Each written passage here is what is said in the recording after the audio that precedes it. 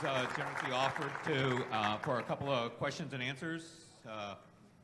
He's probably not going to ask questions, but if you guys want to ask questions, I'll walk around here and Darren will do his best to answer them. Try. Yeah. Okay. This isn't going to be trivia, though. Okay. Out of all the Porsches you've driven in all different types of conditions, which is your favorite? Favorite Porsche? Yes. I would say the later years, 2011, 2012, the RSRs. You know, the early years, the cars were not developed like they were, and now they have, you know, they've got the aerodynamic downforce, they've got the proper power, they've got the proper geometry for grip. So the later year Porsches were my favorite up to when I finished driving them. I have not driven the latest, you know, 991 GT Le Mans cars. I'm sure they're amazing, but the later, the better, really. I mean, the other cars were fun, but not like they are now, you know. Any more questions? There's some hands. Here we go. Ray's got a question. Hi, Darren. I'm Ray Pagan. I'm the registrar for the HPDE events here in the Lone Star region. My question is going to be divided in 3 parts. The first one is, do you have kids? Do I have kids? Yeah. Yes, I do. I have 2 daughters, yes. Okay. Yeah, and they really don't care about racing, but I'll tell you what, they loved going to Le Mans, and they love it when we go to Laguna Seca and all the cool tracks. Okay, that basically answered my 2 other parts, because I was going to ask, how do you get your kids interested in the sport? How would I have gotten? Well, you know, for me, and it's probably the same for a lot of people, I let them choose what they wanted to do, and if they chose to pursue racing, I would have followed that up, but we did cheerleading and soccer and different stuff like that. So, you know, I would be the cool guy at Le Mans with signing autographs, and I would show up, and I'd have to go to the cheer contest at the, you know. So I served all different avenues there. Thank you, sir. That's about my case. So thanks a lot. Yeah. More questions? All right, Marcellus. I needed my exercise. What improvements with the Lone Star region do you see us getting accomplished? Are there any things that you see have observed since you've been here with us? You know, it's hard for me to say because I have not been to an event with you guys. I mean, obviously, this is a great evening and it's a lot of fun, but it's hard to say without actually going to a track day and taking a look and being able to say, I would change this, that, or the other. But it's great that you have a big crowd and a lot of supporters here this evening. That's a big deal. So, I mean, gathering the support of the people and supporting the club is important, you know. So, but as far as on-track stuff, it's hard to say without having been there for those events. Sure. I would like to know if you still race and if you are still as fast as you were.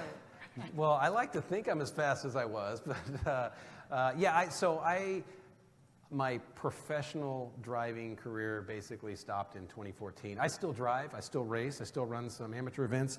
I have a lot of customers that I do coaching with, and we still do a lot of test and development work. So Flying Lizard is based at Sonoma Raceway. Our shops are at the racetrack, and it's unbelievable because we literally roll out of the shop and roll onto the track and test. So I would say I'm in a car every single month, so I'm still driving quite a bit, but watching these young guys, it's just amazing. I mean, I like to think I'm as fast, but you know, getting old, so. Yeah, so you said that the latest RSRs were your favorite cars. So how much is that as you as a driver, and how much that is technology? As somebody who drives a 1984 944 with nothing. Okay, well, that's a little different, yeah. I never raced a 1984 Porsche, but, you know, I would say it's a mix of both. You know, the technology makes the car fun to drive, but it's really probably personal preference. If you enjoy your car and you have fun and you like how it handles or whatever, then that's great. You know, for me, it was all about being able to go fast and carry more speed and the grip level in the corners and the power down out of the corners. All that stuff just makes it really exciting to drive. And you know, going down the Mulsanne Straight at Le Mans at 190 mile an hour in a GT car is just phenomenal. When you've got the grip to turn in and it sticks, I mean, that's neat, you know. So again, for me, I really enjoyed the thrill of the driving, and the better the car was, the more fun it was to drive, and so technology gets it to that point for sure. Hi, Darren. Big fan of yours for many years. 2 questions here. First one is, what's your daily driver? And the second one is, what's your favorite street car Let's from a see. performance perspective? Well, I had a 911 for a long time. I had a 996 for quite a while. My daily driver right now, it's still German. Can I say that? I have an X5M. So cool car, twin turbo like that. But so as far as my favorite daily driver, I would say my 911 was probably my favorite car to drive as a daily driver. I was lucky I didn't get many tickets because I just couldn't help myself when I got in it. I just got on the gas. But that was a lot of fun. But the X5M is pretty impressive as well. Hey, Darren. What are your feelings on going from shiftable transmissions to PDK shift and the technology and the advancements that enhanced on the racetrack?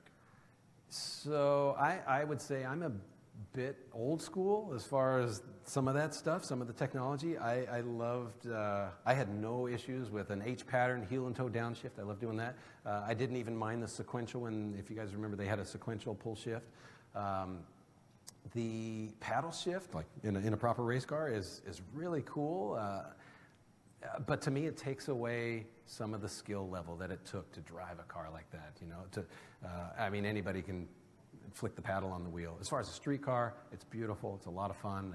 It's cool technology. But for me in the race car, I feel like some of this technology, paddle shift, ABS, traction control, we never had any of that with any of these cars. They didn't allow it. But nowadays, a modern GT3 car that races in GTD and IMSA or GT3 in the Blancpain, they've got everything. So if nothing else, for the gentleman driver, the non-pro, it's closed the gap between them and the pros. But I would prefer that it took a little bit more skill than what it takes now. It's made it easier. So, Darren, I'm taking a group of people to Le Mans this year. Good friends, Melina and Carlos. But yeah. Could you give me a quick view of a lap there at night? Well, first off, thank you for that. Good question. So let me just say, Le Mans to me is like I said, it's a bucket list item. Every driver wants to check that off. Super cool. The thing about Le Mans is it's scary. I mean, it's seriously a scary. It's 8.5 miles. It takes a little bit to learn it, but you're going down Mulsanne Straight at 190 mile an hour in a GT car, faster in the prototypes, and you literally have a guardrail 2 feet tall, that's it, between you and the tavern where people are sitting there drinking beer watching you go by. I mean, it's crazy. So, you know, for me, Le Mans it's tough. It's one of the fastest tracks that anybody ever runs at. The corners, going through Indianapolis, which I don't know if everybody knows all the corners, the Porsche curves, the entry onto Mulsanne. These are 4th and 5th gear corners, nearly flat out.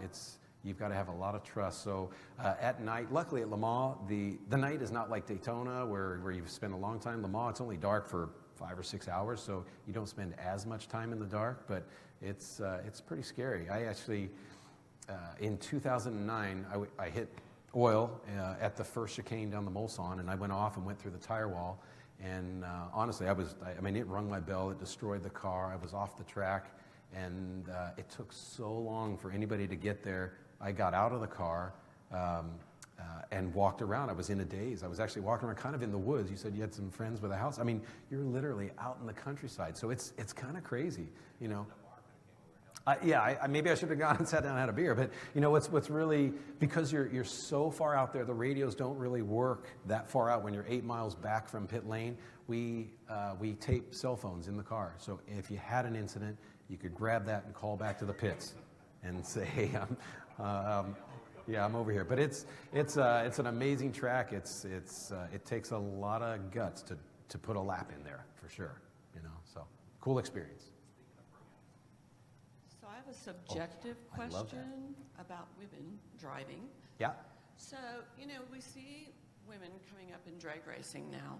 There are some that you see on TV and stuff. And we have several women in Lone Star Region that do the DEs. But you don't really see them in the Le Mans or any of that. Why do you think that is? And what is holding women back? Is it capability? Is it strength? Is it conditioning? Is it, You know, what is it? That's a tough question. I don't think it's capability. I don't think it's strength. It's, you know, again, I don't really know what's holding them back. There are several women that are racing professionally right now. If you're following sports car racing, Catherine Legg, who drives the factory Acura, she's very fast, very capable. There's a lady, Christina Nielsen. She drove for Porsche for a couple years, won championships, and she drove for Ferraris. And we, Flying Lizard, actually went to, there's a little race in California called the 25 Hours of Thunder Hill. And it's an amateur event, but it's a really fun, cool race. And this past year, we've won that race for 4 years in a row now, so it's been really good to us. But we had an Audi GT4 R8.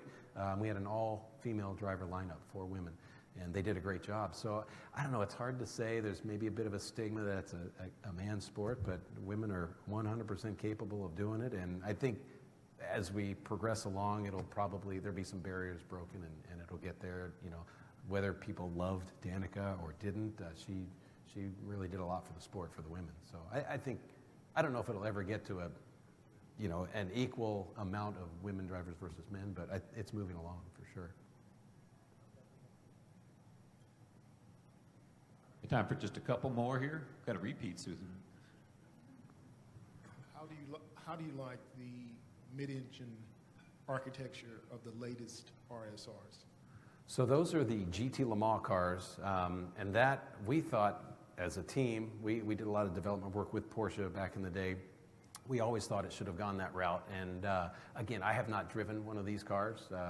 That's a factory program in the Le Mans series, but it was the right way to go. It's the right way for weight distribution, for power down, for aerodynamics. You'll notice they have massive diffusers in the back now because the engine's not hanging back there. They can gain on aerodynamics. So for sure, that was the right way to go for that car. And you know, as you see, I mean, they're fighting with the V8s of Corvette and the twin-turbo Ferraris, and so it was definitely the right thing for them to do, for sure.